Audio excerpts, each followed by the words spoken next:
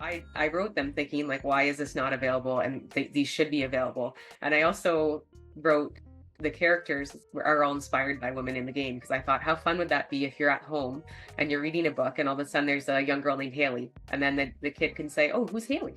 And then the goalie's name could be Kim, and someone says, oh, who's Kim? And then you can educate the next generation on all those players that came before. Welcome to Rinkside Rundown, the podcast that puts you right in the heart of women's hockey. I'm your host, Chris Sinclair, and each week I'm on a mission to showcase the incredible women who are lighting up the ice across the globe. Get ready as I chat with rising stars, seasoned pros, and all the game changers making waves in the world of women's hockey that you won't find anywhere else. So, let's dive into the exciting world of women's hockey and make sure to click that subscribe button so you never miss an exciting episode. Hello and welcome back to Rinkside Rundown, your go-to podcast for everything women's hockey. I'm your host, Chris Sinclair, and today I'm thrilled and honored to be joined by Jenna M. Prestidge, an athlete and author known for her incredible book series, Rosie the Hockey Player, who recently released the 7th installment in that series, The History of Women's Hockey, in partnership with the PWHL. Jenna, welcome to the show. How are you doing? I'm doing great. Thanks, Chris. Thanks so much for having me today, too. Thank you so much for joining me. You have been incredibly busy, especially of late. So thank you so much for taking the time out of that busy schedule. Hop on the show, share your story, as well as the incredibly well-received book series that you've written. And I'm excited to learn more about that. You ready to dive in? Ready. Awesome. Let's do it. Okay. So before we dive into the book series more specifically, we have to talk about you. We need to learn more about the one and only Jenna Prestidge. I want to take a step back and talk about your roots specifically in hockey. Now, you've been playing the game for over 3 decades, but I want to know, what was it all the way back at the beginning that really drew you initially to the sport of hockey? Well, I grew up in the prototypical Canadian hockey family. So my dad played very high level hockey, and he still plays now. He's in his late 70s, playing twice a week. So that was a big part of, what was brought to our family. My brothers both played very competitive hockey.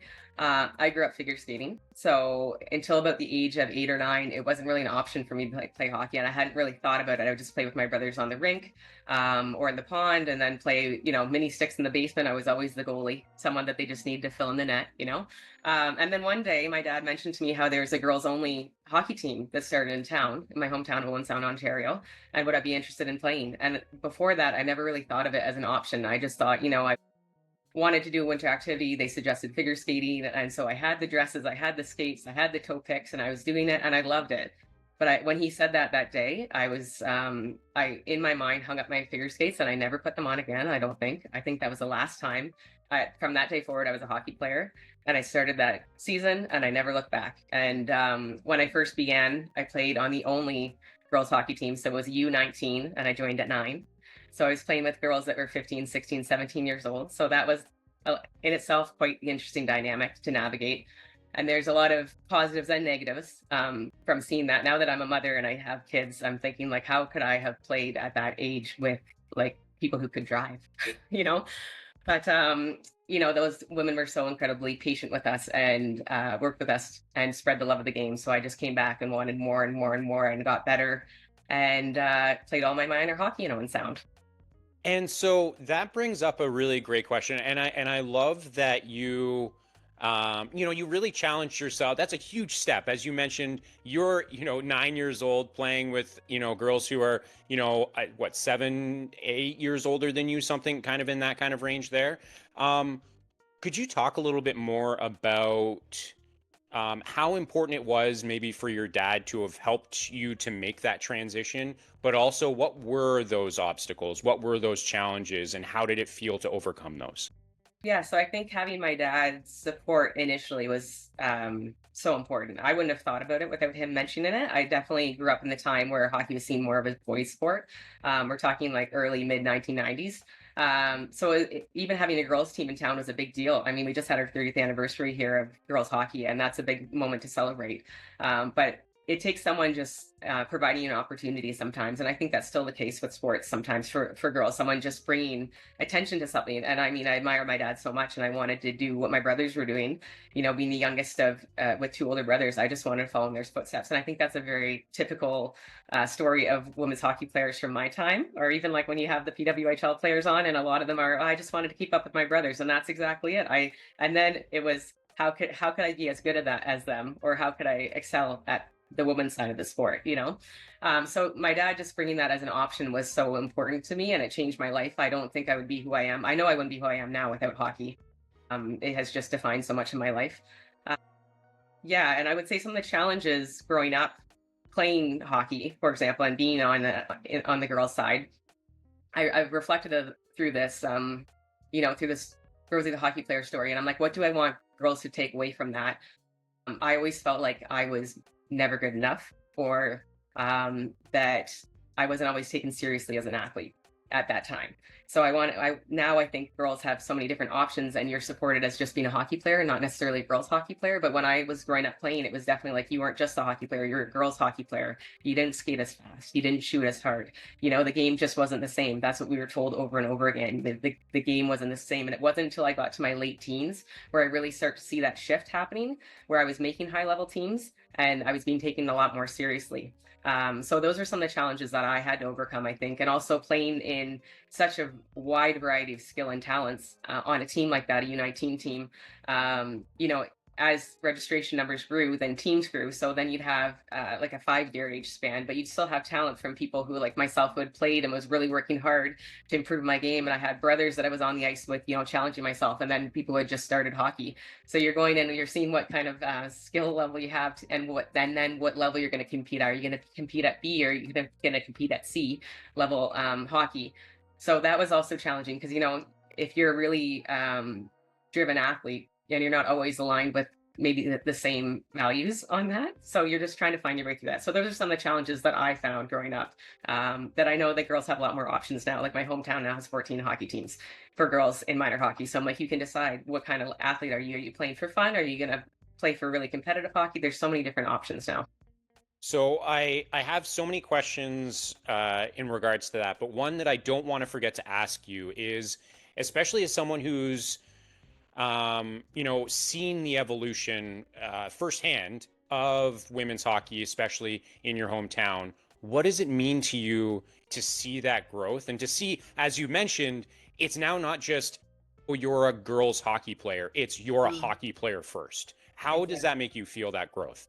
Oh, it's incredible, honestly. Like, it makes my heart so happy. I have 6 nieces now that play hockey, and I have a daughter who's 4 who will play next year. And I just think of like the opportunity that they're going to have growing up. They're going to have such a different experience, and they have all these great role models now at the PWHL. I grew up with international hockey, which was amazing, but you only got to watch it every so often, and you're hoping to have the game televised so you could watch it, or you'd be able to go to see something in person. Like, I would go to Kitchener and Mississauga to see Team Canada play. And it was just, you could be invested and have a favorite player, but now you can actually see it and you can be it. And the women are so amazing about being so accessible to the fans and being involved in everything in the communities that they're in. I just think that now there's just like, the sky's the limit. They have so many opportunities, and everything's getting behind women's sports now too. So seeing, just the growth, the amount of girls getting involved in hockey now, it's just astronomical. They're all going to have such an amazing experience no matter what level of hockey that they play at. The opportunities are there. Yeah, and I want to stick with the sort of the obstacles and overcoming obstacles kind of theme for just one more moment here. Yeah. How did overcoming those obstacles for you specifically, how did that maybe help to shape you as a writer? And, not to go too much into Rosie quite yet, but touch on how that maybe also influenced the series that you've created. That's a great question, and I talk about that a lot because I think I wouldn't be where I am today with Rosie if I wasn't an athlete. You set a goal, and usually I've played a lot of team sports, so it's a team goal, and you're looking at just getting better personally for the betterment of the entire team, right? So I started with Rosie, a hockey player. I talked to a lot of publishers. I heard no from just about everybody. I talked to a lot of different illustrators. I met illustrator Emma Gall, who did all of our illustrations, and she's amazing.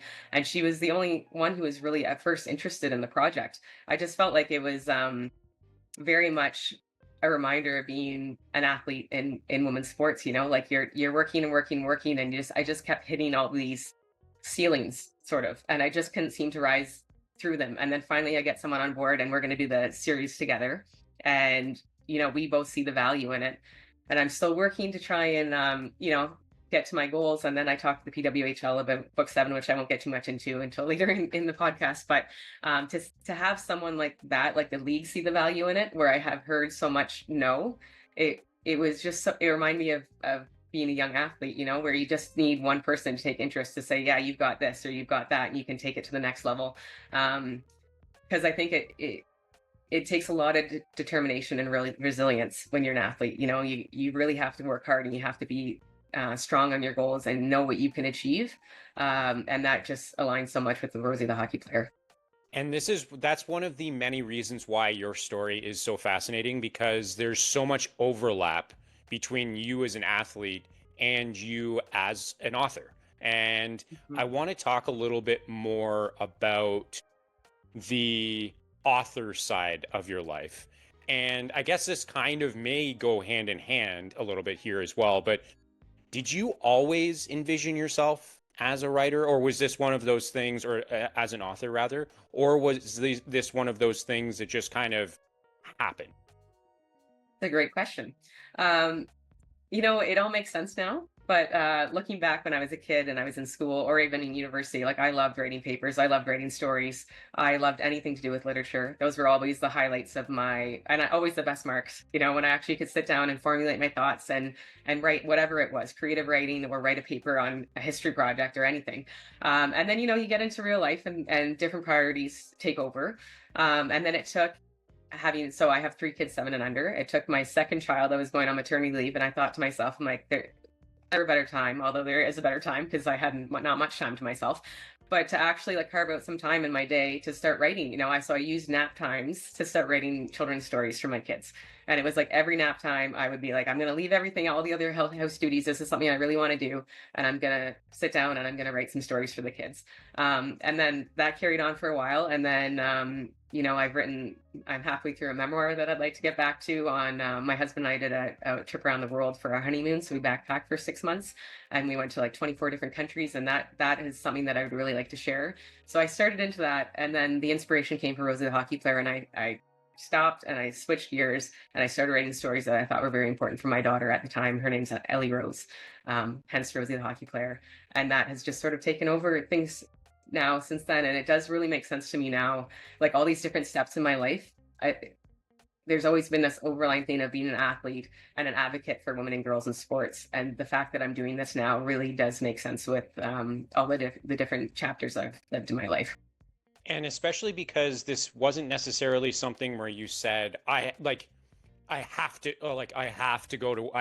do, write a book, or I have to do, it was just a passion of yours that has organically grown into something that is incredibly well received everywhere. And I think that's a great message for that there are so many aspects of your story that are inspiring, but that's one of those that is inspiring, is that you just started off because you wanted to make sure you were just writing books for your kids, right? And then that blossomed into this, and blossomed into something that is really impacting a lot of people. How does that make you feel when you look back and you're like, I was just writing during nap time? Well, thank you for saying that, Chris. I've actually, when you hear it like that, I'm like, wow, it does feel, pretty monumental. Yeah, I started wanting to make a difference for my daughter. I just thought, it all came back to, I'll tell you the background a little bit. It came back to Hockey Day in Canada. It was in my hometown of Owen Sound. And part of that showcase was a PWHPA game. So during the Dream Gap tour, they're touring around and playing hockey to draw attention to the women's game and the fan base and everything, which eventually led to the PWHL. So it's sort of crazy now looking at that I went to that game and I watched these amazing players, came home and pulled out all of the hockey books from our little bookshelf here. And my husband and I both play hockey, so we have a lot of books. 20 books, and there's one that has a lead as a female lead. And I was just looking for a female lead because I wanted to read books to the kids and say, this is what I had just seen this afternoon. And look at this, look what's happening with women's hockey. And that really sat with me. And I thought, like, how can, after 30 years in the game, I didn't have books like this, and how are there still not books like this available? And I just, like, over the next few days, well, there were some books available, but there wasn't like a book series where you could follow a character through multiple adventures. So that sat with me for a few days. And then I just thought, well, if there's not books, I'm going to start writing them, because I want my daughter to grow up and have herself represented in the stories. I just don't think it's fair that my sons can go to the bookstore or the library and pull out a book and there they are. But my daughter, we're going to have to look hard to find books for her to read. And we're in that age of having, story time, bedtime with our kids, where you're sitting and laying in bed reading stories. So I was like, I would like the world to be different for her. And originally I was like, we'll just see what happens with this. I'm just going to write some stories, and I'm going to start based on my own experiences. What are highlights that kids could find interesting, like joining a new team, or losing a game, an important game, winning an important game, or first penalty. So I sat down and started writing down different experiences that I could highlight that would be good for that age group, that early reader age group. And then when I was done with it, I thought to myself, I'm like, I love this for my daughter, but I also think that there's an opportunity here to make these available to girls in general and boys, because I think it's important to have that kind of representation across the board, not just for girls reading the books as well. Because I always say they're hockey books written by a hockey player. I'm like, anyone who's playing hockey can find a message in those books. So that's how it all began. And I just really love where it's taken off, and the impact it's having is far beyond my wildest dreams. I could not have imagined. I get messages from moms, which I appreciate. Any moms wanting to send me pictures, keep sending me pictures and feedback. But like, I would say a couple times a week, I get pictures of girls reading the books and just telling me about what an impact it's having, of girls who have joined hockey for the first time this year because they want to be like Rosie the Hockey Player. Like, that is just so monumental, and it's so nice to know that is having such a positive impact on those girls. Well, and you can tell that it's having also a positive impact on you, because that entire time as you're telling that story, you had a giant smile on your face. Reflect fondly on the on the story that you've been able to tell, just of your like your own journey through hockey, your own journey to where you are now, and the impact that this series is having. But I want to know, and I think a lot of people out there really want to know, how do you're an author, you're a mother, you're an athlete. How do you balance everything? How do you find, the passion, especially knowing that, when we talk about Rosie the Hockey Player, the impact that it's having on so many? How do you stay so passionate, and how do you find that balance of being a mom but also being this incredible storyteller? Well, you know what? Some days I don't know. Looking back on it, I'm like, I don't know how I was able to put that together and get those manuscripts edited, and do Zoom calls with an illustrator while having kids napping upstairs.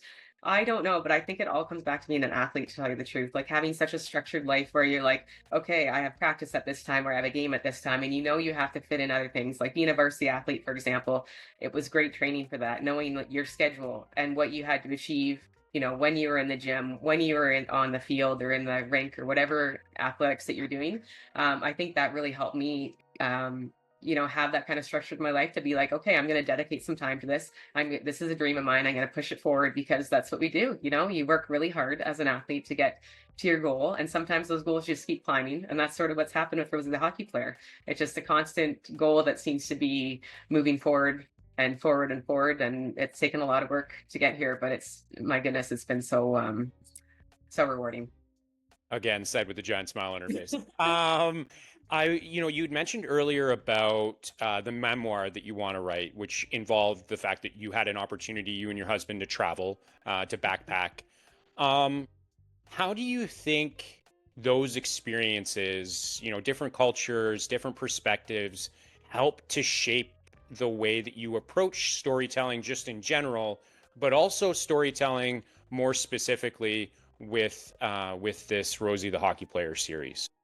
Well, I think in general, one of the main things that we wanted to include with Rosie the Hockey Player is inclusivity, right? I think the women's hockey in general is so inclusive, but inclusive of different ethnicities and different cultures and all of that. So that's been a real key point to try and make sure that anyone picking up the book feels represented within the stories. And I think just having those experiences, like I played for a year in Germany after university. I went and played in the top division there for playing hockey. And that was, looking back in those experiences, that was sort of like, I went and it was very intense hockey. It was very competitive. I was on the ice like 6 to 7 days a week. It was like a very intense hockey season. And when I came home, like I think a lot of athletes do, you can feel it. Like I was ready to put my skates away for a while. I was ready to just hang it up for a little bit. And then when I got back into hockey a couple years later, where I was really like, okay, I'm ready to get back to doing something I really love. It was going back to all of those things that I first loved about the game. And when I sat down to write Rosie the Hockey Player, it was reminding me of all those things that I loved about the game. So I think, it's been like a detour path to bring in those world travels to these stories, but they're definitely there. Yeah, and I want to know, you touched on it just a moment ago there as well, just in terms of, inclusivity, but more broadly, there are so many themes, empowering themes about this book series. And I wanted to know from the author firsthand, what are some of the key messages you hope are conveyed through these stories? And then maybe also share some of the things, some of those stories that you're hearing from mothers out there or from parents out there that have shown you a different perspective on this series, that maybe you were like, I didn't even know that was a theme of this book, but I love that it resonated with you in that way. Well, I would say definitely the themes that I'm trying to convey within my writing are just like the sheer love of the game. I think sports can get so competitive so young now, and I see it now. My oldest is turning 8, and I already see it getting competitive. And I think, not everybody's going to play competitive hockey, but everyone can play hockey for their life, right? Like it's a lifelong sport. So I just want to make sure that whatever I'm conveying out to the kids reading these stories are just the love of the game, the joy that comes with the game, the positivity, and sometimes trying to search for the positive in those times where it's challenging, because that's sports in general. Like there's got to be a winner, there's got to be a loser. And sometimes you're going to have a penalty, or you're going to have a breakaway that you miss on and a really important goal.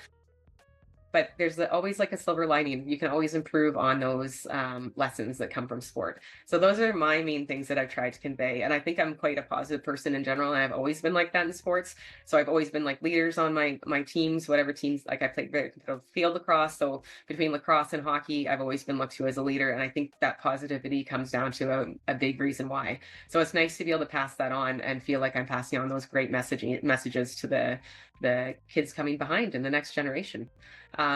Sorry, go ahead. No, I was just going to say, what's really interesting as well, based off of what you said, was that a lot of these themes, like you don't have to necessarily be an athlete. You don't have to be a hockey player to get something from these stories. Exactly.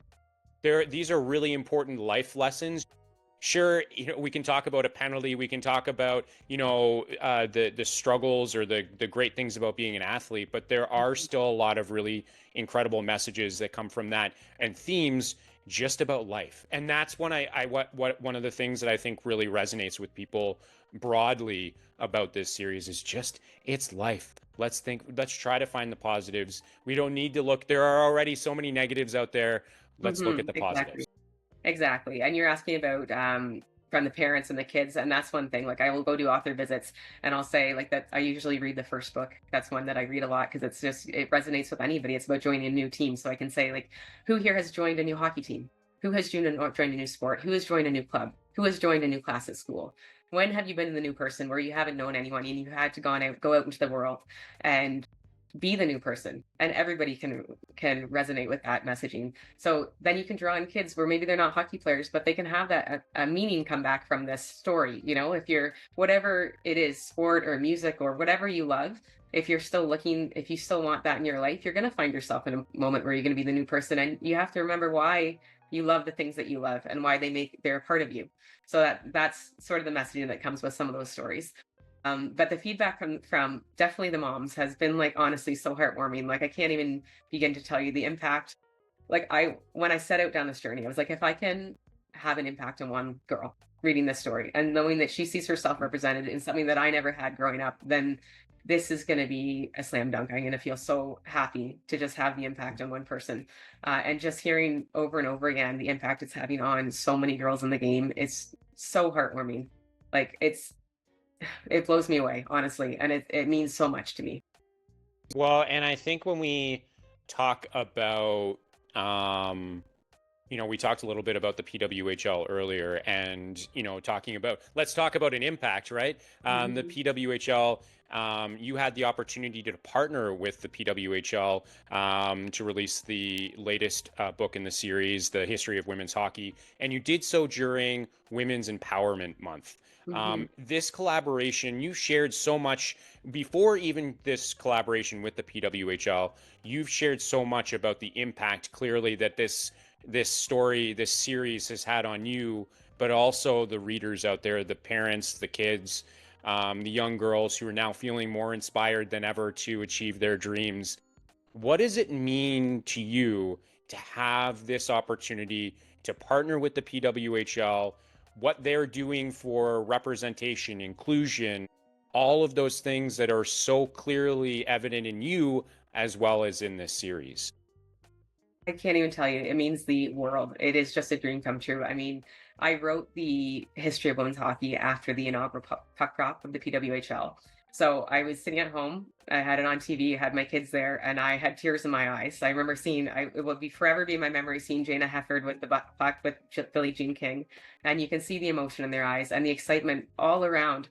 And I just felt that. I think most people watching that, if you had any journey in women's hockey, had this moment where you're like, wow, like it's here. It's finally here. And I even feel like teary just thinking about it now.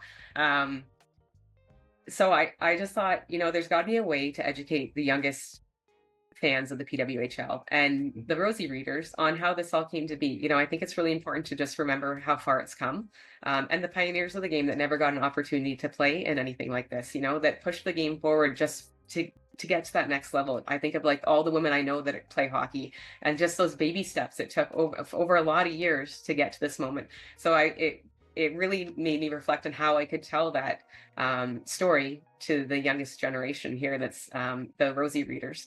And then once I, got my angle and got starting to write my manuscript and had a finished product, I thought it sat with me for a few days and I was like, I've got to get in touch with the league because this is just, it should be something that we do together. And they were just so receptive to it and so incredibly supportive. As soon as I brought it to them, like it was a partnership from day one, and it's been amazing. And I think I would be remiss if I didn't ask, from your perspective, you mentioned getting emotional watching that puck drop, but for you, beyond just the author in you, the athlete in you, and as you had shared earlier, those obstacles that you personally have had to overcome to enjoy the sport of hockey as much as you do, what does the PWHL and now being able to watch games on a regular basis, not once every 4 years, what does Mhm. this mean to you, and how inspiring is this for you? Oh, it's incredibly inspiring. It's a game changer. Like just for women's hockey in general, like I think of, my nieces that play. I have nieces that play all the way from U11 to U22 elite. And I'm like, look, they have a path now. If they really want to take hockey competitively and seriously, they have a path to the highest pinnacle of women's hockey now. There I could have only dreamed that. Like I mean, in my era it was like either college or varsity hockey and then one team, Team Canada or Team USA. That was the team. And I'm like, you think of how many girls are on that or women are on that roster. There's not many. There's like 20 players maximum. So if you didn't get on that roster, then how good of a hockey player were you? And the PWHL has changed that. We're at the original six era right now. Like, where is this going to go for everybody? And just thinking of not only the creation, but the support behind it, just selling out arenas and like the takeover tour, just seeing the volume of fans pouring into the arenas to support women's hockey. And well, you get to go to the Ottawa Charge games, but my goodness, the vibes, the atmosphere, like this whole movement behind women's sports and women's hockey is amazing and it's inspiring. And I just am so thrilled that the girls growing up in the game now have this opportunity to look forward to.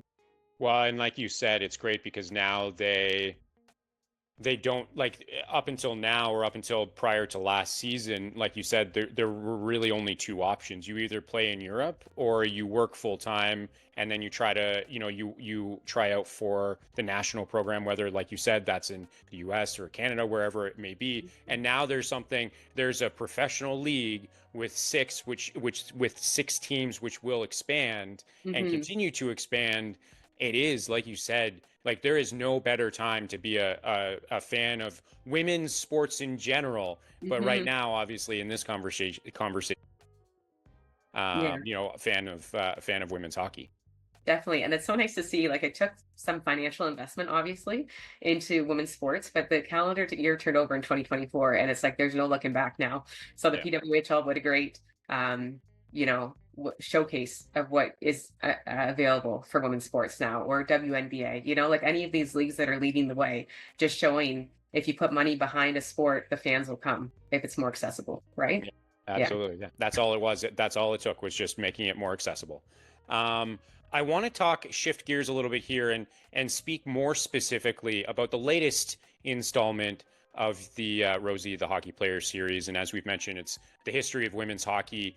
Um, in this installment, Rosie learns about the history of women's hockey through the conversation that she had with her grandmother. I Mhm. want to know, why did you take that approach to telling this story and what inspired that approach? Well, you know what? That actually came from my mom. So she's a grandmother now, and she had my niece had a project for her history class where she needed to interview someone. I think it was specifically around a time frame like 1950s, 1960s, and she asked about interviewing my mom. And I remember my mom being so excited. She got out all these articles and all these newspaper clippings, and and they had their interview, and she really enjoyed every part of that. So I really thought to myself, I thought about many different avenues to tell this story, and that one kept coming back to me. I'm like, I had already introduced the grandmother character in one of the earlier books called the Candy Cane Classic. And they have it's based on my only family tradition of playing hockey every Christmas. So for the past almost 40 years, we play hockey every Christmas. So the grandmother character scores a goal, and the goalie says, "Wow, what a shot!" with like surprise look on her face. Then I was like, why not tie in the grandmother character? And we realized why she has such a great shot. Well, because she had a lot of practice, because she played a lot of hockey. So why not have it come from her? And then have her educating Rosie on what hockey was like for her growing up, and just how different it is, and how happy I feel like it's a channeling of myself, how happy the grandmother is for the next generation, and that my Rosie can grow up and she has so many more opportunities than what I had. So it's definitely like a combination of me mixed in with my mother. Yeah, I love that. And as we kind of dive into that storyline a little bit more here, Rosie uncovers the struggles and sacrifices, as we've kind of spoken about a few times here, just in general, but specific to this story, Hmm. the struggles and sacrifices that women had to make in order to play the game that they love the most. What are some of the powerful lessons? We spoke about powerful lessons, in the world of women's sports a moment ago, but when it comes to this story in particular, what are some of the most powerful lessons that young readers can look to take away from, again, from this story? I think, well, one main lesson is just how more inclusive the sport has gotten in general, right? We're talking about, so if we're looking back in the grandmother and her experience, she's changing in a janitor's closet or a referee room or in the bathroom. She doesn't have a proper place to get ready. She's the only girl on her team, and it's all boys. And she's at one point finds herself needing to tuck her hair up into her helmet so that people don't realize she's a girl, so that she doesn't have to face any form of discrimination based on gender.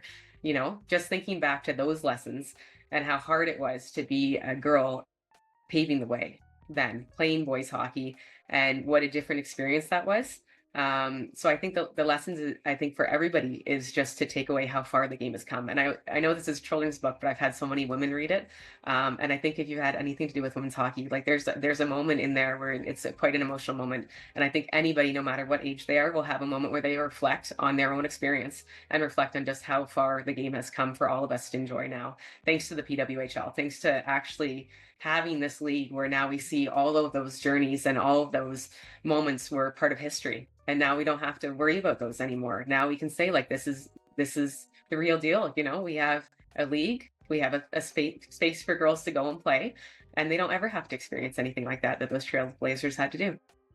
And one of the things that I really enjoy about the series is that you made the decision to make this also, as much as, to put it plainly, words on a page. You Mhm. also incorporated a lot of illustrations, and you had mentioned the illustrator earlier, Emma Gould.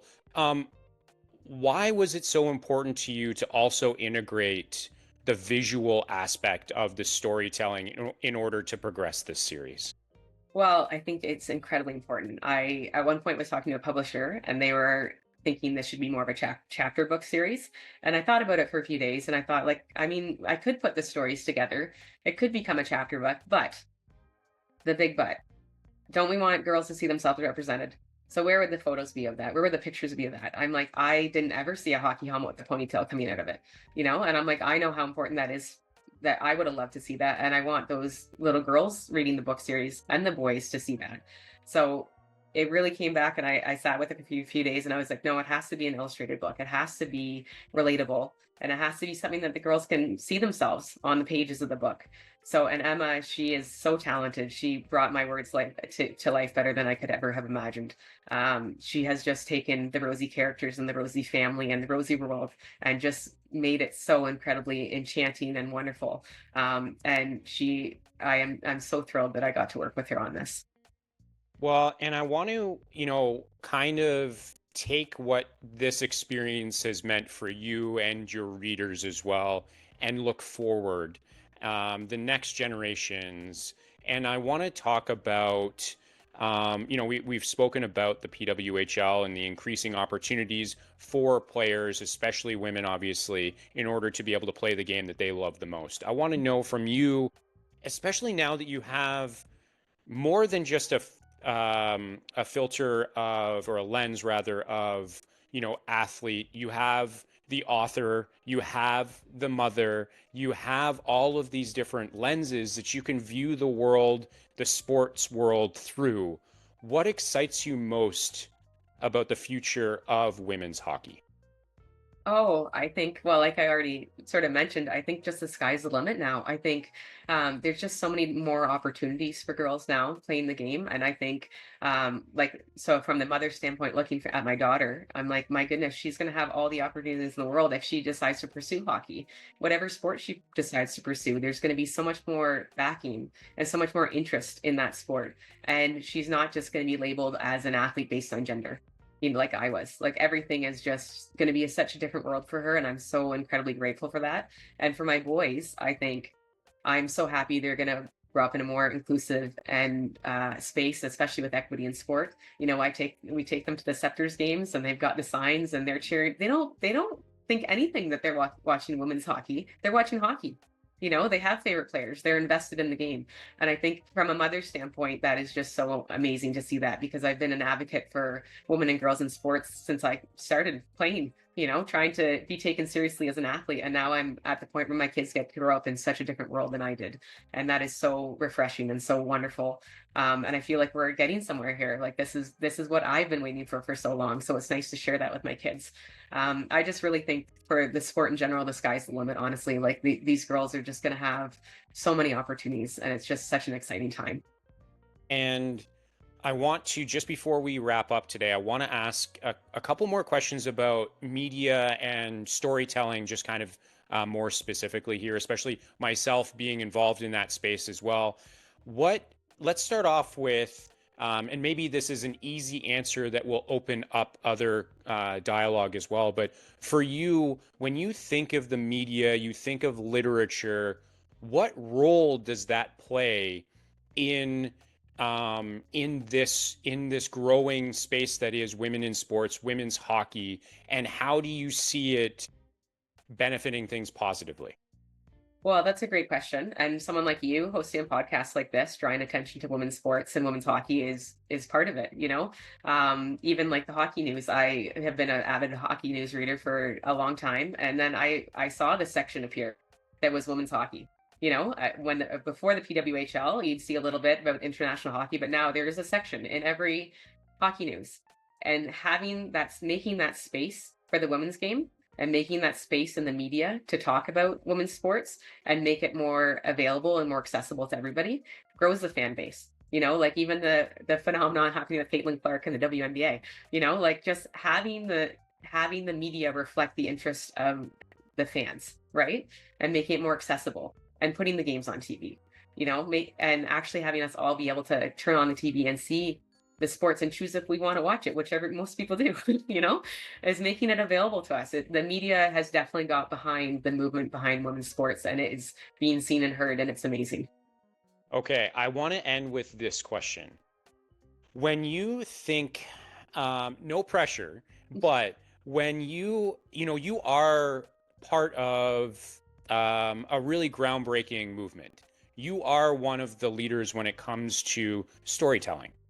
There are a lot of people out there that are talking about the history of women in sports, women in hockey, which are incredibly important stories to tell. You have taken a bit of a different approach and brought that really home and Mm-hmm. brought that into people's homes and made it approachable for, like we've said, the next generation. Mm-hmm. When you think about, we talk about the PWHL being so there's a giant movement happening now with the PWHL, with the WNBA, tons of different women's sports. But what does it mean to you to be in on that, to be a part of the foundation that is the right way to tell these stories, to help sculpt and encourage and support this next generation of women's hockey fans? Well, it means a lot, honestly.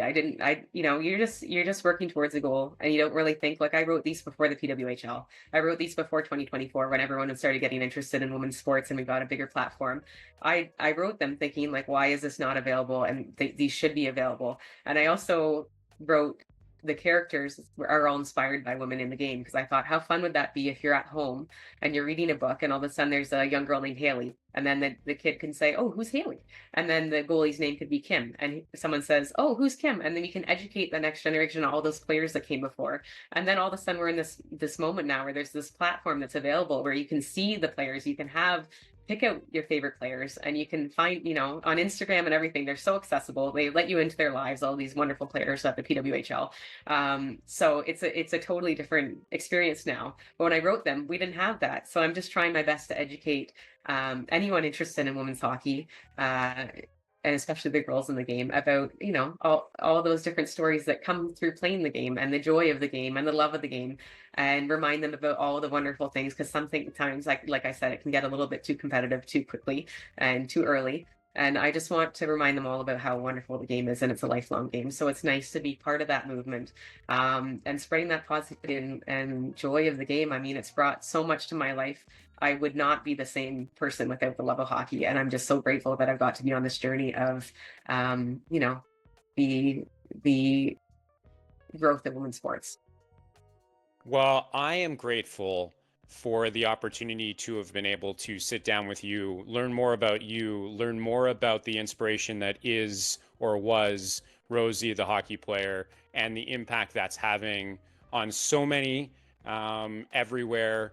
And I just want to say thank you. I'm left speechless at the opportunity to be able to connect with you, to chat with you, to hear your story. Like I said, I think a lot of people are going to be coming away from this conversation, just like me, feeling really inspired about what's coming, what you have done, but also what is next. But I just want to say thank you so much for joining the show today. Thank you so much for opening yourself up and to telling your story. It's been an incredible conversation, and I owe you so much thanks.